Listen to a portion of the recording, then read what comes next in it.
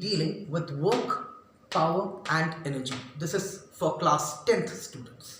आज हम इसमें वर्क के बारे में पढ़ेंगे, पावर एनर्जी के बारे में पढ़ेंगे.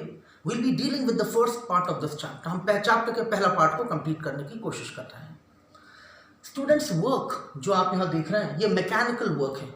वर्क के बारे में हम इलेक्ट्रिसिटी में भी पढ़ेंगे, वर्क के बारे में आप इलेक्ट्रोस्टैटिक्स में भी पढ़ेंगे, वर्क के बारे में आप आगे डिफरेंट ब्रांचेस ऑफ फिजिक्स में अलग अलग पढ़ेंगे. लेकिन राइट नाउ हम मैकेनिक्स में जो वर्क पढ़ते हैं, mechanically is said to be done, work is said to be done when body is displaced, यानी कि बॉडी एक जगह से दूसरी जगह जानी चाहिए इन डायरेक्शन ऑफ फोर्स. जहाँ पे ताकत लग रही है, फोर्स लग रहा है, जहाँ पे फोर्स लग रहा है उसी डायरेक्शन में बॉडी को आगे बढ़नी है, तो हम कहते हैं work is said to be done. इसका फॉर्मूला, क्योंकि हम फिजिक्स में जो भी पढ़ते हैं हम उसे फॉर्मूले में निकालते भी हैं, तो work formula wise is given by force multiplied by displacement in direction of force. Force की यूनिट न्यूटन होती है, डिस्प्लेसमेंट की मीटर होती है, तो न्यूटन मीटर वर्क की ऐसा यूनिट हो गई जिसे हम जूल्स भी लिखते हैं. Remember students, many students make this mistake. ज़्यादातर स्टूडेंट्स ये मिस्टेक करते हैं कि वर्क के फॉर्मूले को सिर्फ फोर्स इनटू डिस्प्लेसमेंट लिखते हैं, इन डायरेक्शन ऑफ फोर्स नहीं लिखते. ये बहुत ज़रूरी है लिखना अगर आप ये फॉर्मूला लिख रहे हैं तो. अब बात कर लेते हैं इन डायरेक्शन ऑफ फोर्स का मतलब क्या है. यहाँ डिस्प्लेसमेंट हमें पता है, फोर्स हमें पता है. अब बात करते हैं displacement in direction of force से मतलब क्या है. इसके लिए रिमेंबर, अब मैंने यहाँ फॉर्मूला लिखा है work is force, capital F stands for force, D stands for displacement. ये जो इन डायरेक्शन ऑफ फोर्स है इसका मतलब है cos of angle between force and displacement. ये cos of angle between force and displacement है. ऐसा क्यों है, इसके लिए मैं आपको एक डायग्राम बना के यहाँ समझाना चाह रहा हूँ. This is a triangle ABC, right angle triangle है स्टूडेंट्स, क्योंकि ये 90 डिग्री है. यहाँ पे एक बॉडी है. अगर मैं इसमें ताकत लगाता हूँ ऐसे, if you see, if I apply force like this over here, अगर मैं ऐसे फोर्स लगाता हूँ तो बॉडी ऐसे नहीं जाएगी, body will move like this, body इस तरह से जाएगी ऊपर. तो डिस्प्लेसमेंट ये हो गया, जबकि फोर्स की डायरेक्शन ये है. This is angle between force and displacement, क्योंकि फोर्स की डायरेक्शन ये है, डिस्प्लेसमेंट ये है. This is angle between force and displacement. Now students, ये राइट एंगल ट्राइंगल से अगर मैं cos थीटा निकालूं from triangle ABC, cos theta का फॉर्मूला बेस ऑन हाइपोटेन्यूज आप पढ़ चुके हैं क्लास 9th में भी मैथमेटिक्स में. तो बेस इज AC जो मैंने यहाँ लिखा है upon hypotenuse which is D, small d, जो यहाँ डिस्प्लेसमेंट है. अगर मैं क्रॉस मल्टीप्लाई कर दूं तो AC becomes D cos theta. Guys, displacement ये जो D दिख रहा है ये फोर्स की डायरेक्शन में नहीं है. फोर्स की डायरेक्शन में जो डिस्प्लेसमेंट होगा वो इसका D cos थीटा वाला कंपोनेंट, यानी कि D cos थीटा वाला हिस्सा होगा.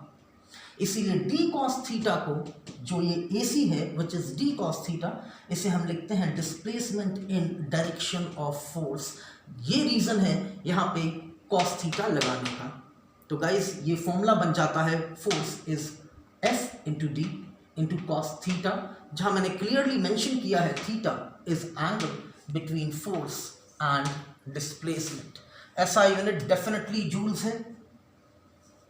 ऐसा यूनिट आप यहाँ देख सकते हैं, कैपिटल J जूल्स.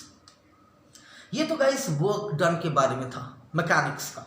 अब इसमें कुछ स्पेशल केसेस हैं, तो मैंने स्पेशल केसेस यहाँ एक एक करके आपको समझा रहा हूँ. 3 स्पेशल केस यहाँ आते हैं बोर्ड में. पहला special case students, when angle between force and displacement is 0.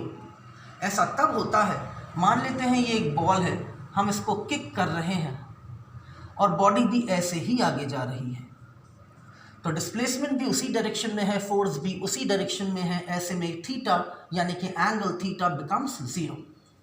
Remember students, maths में आपने पढ़ा होगा cos 0 इज 1. तो मेरा फॉर्मूला जो कि वर्क डन का force into displacement into cos theta था, वो cos 0 बन जाएगा और cos 0 की जगह आ जाएगा 1. तो वर्क डन का फॉर्मूला हो गया force into displacement, simply joules. ये हमेशा पॉजिटिव होगा। ये पहला केस है, इसका एग्जाम्पल मैंने यहाँ दिया हुआ है, kicking a ball and it moves along the direction of force, जैसा कि मैं यहाँ एग्जाम्पल डायग्राम में आपको बताया है। बहुत ही सिंपल केस है ये पहला वाला, इसमें angle is 0। Guys case second, now the angle between force and displacement is 90 degree and cos 90 की वैल्यू 0 होती है। तो अब मैं अगर वर्क डन का फॉर्मूला लगाऊं तो work done is force into displacement into cos 90 लिखना चाहिए था मुझे, लेकिन उसकी वैल्यू तो 0 है, और 0 जब किसी भी नंबर से मल्टीप्लाई हो तो वर्क डन 0 होगी। यानी कि इसका मैं एग्जांपल दूं आपको, एक कुली आपका सामान पकड़ के स्टेशन पे चल रहा है, तो उसका वेट यानी फोर्स जो भी वो सिर पे रखे हुए हैं, वो वेट हमेशा नीचे की तरफ लगेगा जबकि वो चल रहा है ऐसे। So angle between force and displacement is 90 degree. ऐसे में मैकेनिकली स्पीकिंग वर्क डन हमेशा 0 होगा। याद रखना, कोई भी एग्जाम्पल आपको आता है जिसमें वो कहते हैं कि angle between force and displacement is 90 degree, तो ऐसे में work done is always 0। Guys now third case जो इसमें आता है, when angle between force and displacement is 180 degree. अगर एंगल 180 डिग्री हो जाए तो रिमेंबर cos 180 की वैल्यू -1 होती है। तो फॉर्मूले में फोर्स इंटू डिस्प्लेसमेंट इंटू -1 आएगा, यानी work done will be minus force into displacement joules. ऐसे में वर्क डन हमेशा नेगेटिव होगा स्टूडेंट्स। अब इसके एग्जाम्पल्स आते हैं बोर्ड में, कई बार आए हैं। तो पहला एग्जाम्पल है when body is throne upwards. अगर आप देख सकते हैं, अगर कोई बॉडी आप ऊपर फेंकें तो बॉडी जो ऊपर जा रही है तो डिस्प्लेसमेंट ऊपर की तरफ है, जबकि उसका वेट यानी कि उसका फोर्स जो कि वेट होगा वो नीचे की तरफ लग रहा है। Displacement upwards, weight downwards, angle between them is 180। ये पहला एग्जाम्पल है नेगेटिव वर्क डन का। Second example, body is moving under frictional force. Students, अगर टेबल पे कोई किताब रखी है और आप उसे आगे पुश कर रहे हैं तो फ्रिक्शनल फोर्स ऑपोजिट लगता है, ये हम क्लास 9 से पढ़ चुके हैं। फ्रिक्शनल फोर्स इस तरफ है, डिस्प्लेसमेंट आगे की तरफ है, angle between them is 180 degree, यानी work done will be negative. With this students हमारा वर्क डन का कॉन्सेप्ट खत्म होता है। मैं नेक्स्ट कॉन्सेप्ट पे आता हूँ। Students now next heading is work done by gravity. Work done, mechanical work done पढ़ चुके हैं, अब पढ़ते हैं work done by gravity. Work done का फॉर्मूला फोर्स इनटू डिस्प्लेसमेंट, जैसा हमें पता है।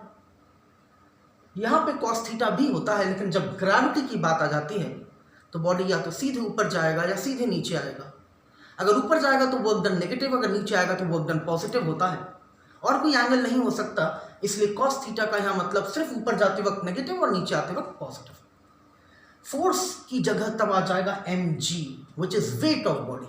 Remember, force in that case becomes mg, जो कि हो जाता है वेट ऑफ बॉडी, और ऊपर या नीचे आते वक्त हम डिस्प्लेसमेंट को हाइट कहते हैं। इसीलिए वर्क डन का फॉर्मूला W का फॉर्मूला बन जाता है mgh। This is the formula for work done. SI unit joules, ऊपर जाए तो नेगेटिव और नीचे आए तो पॉजिटिव। तो गाइस ये वर्क डन ग्रेविटी का हो गया। नेक्स्ट हेडिंग जो हम पढ़ते हैं that is called power. Power is defined as rate of doing work, यानी कि आप वर्क को कितनी जल्दी कर लेते हैं। अगर आप जल्दी करते हैं तो आपकी पावर ज़्यादा है, और अगर आप धीरे करते हैं तो आपकी पावर कम है। वर्क डन का formula students, work done upon time. Work done की SI यूनिट जूल्स, टाइम की सेकंड्स होती है, तो जूल पर सेकंड को अब हम वॉट, जिसको मैं कैपिटल W से रिप्रेजेंट करूंगा आगे, ये पावर का फॉर्मूला हो गया। वर्क डन का फॉर्मूला हम पढ़ चुके हैं, फोर्स मल्टीप्लाइड बाय डिस्प्लेसमेंट होता है। Guys, displacement upon time class 9th में आप पढ़ चुके हैं, इज कॉल्ड वेलोसिटी। तो वर्क डन का फॉर्मूला यहाँ लिखने के बाद मैंने इसे चेंज करके वेलोसिटी लिखा। पावर का दूसरा फॉर्मूला फोर्स इनटू वेलोसिटी भी होगा वॉट। ये वेलोसिटी एवरेज स्पीड होती है बॉडी की। अगर बॉडी धीरे धीरे अपनी स्पीड बदल रही है तो पूरे मोशन में उसकी जो एवरेज स्पीड होगी वो यहाँ लिखना है हमें। वॉट के अलावा पावर की एक यूनिट और होती है हॉर्स पावर। एक हॉर्स पावर 746 वॉट का होता है। रिमेंबर टू यूज दिस जब न्यूमेरिकल्स में हॉर्स पावर में पावर की वैल्यू दी हो। The last heading is energy. Guys, energy होती है कैपेसिटी टू डू वर्क। एक काम को हमें करना है, 10 लोगों को वही काम करना है, लेकिन किसमें इतनी एनर्जी है कि वो किसमें इतनी कैपेसिटी है कि वो उस काम को कर ले, हम कहते हैं उसके पास उतनी एनर्जी है। तो energy is capacity to do work. इसकी ऐसा यूनिट भी जूल्स होती है, ये टाइम पे डिपेंड नहीं करता। Second part of this chapter को जब मैं पढ़ाऊंगा तो हम सिर्फ एनर्जी के बारे में पढ़ेंगे, इसके डिफरेंट फॉर्म्स के बारे में पढ़ेंगे, कन्वर्जन्स के बारे में पढ़ेंगे। तो एनर्जी को हम डिस्क्रिप्टिवली सेकंड पार्ट में करेंगे। टिल देन सेकंड पार्ट में मैं न्यूमेरिकल्स कराऊंगा, थर्ड पार्ट में हम एनर्जी के डेफिनेशंस के बारे में करेंगे। With this we are over with the first part of this chapter. Students, please don't forget to like, share and subscribe my channel. Thank you.